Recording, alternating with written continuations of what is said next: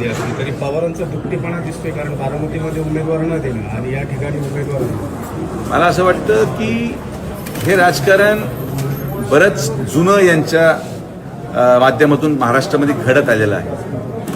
आणि हेच माझं म्हणणं आहे की जर महाविकास आघाडी बारामतीसाठी सगळं करू शकते तर ते राहुरीसाठी का नाही. शेवटी दोन्हीही परिस्थित्या एक समान होत्या. स्वर्गीय दादा त्यांचं नेतृत्वही तेवढं सक्षम होतं. दादांनाही जवळपास 6-7 टर्म झाले होते. स्वर्गीय कडेले साहेब पण 6 टर्म आमदार राहिलेलं व्यक्तिमत्व आहे, जिल्ह्यातलं व्यक्तिमत्व आहे. पण आता हे काय माझ्यासाठी नवं नाही.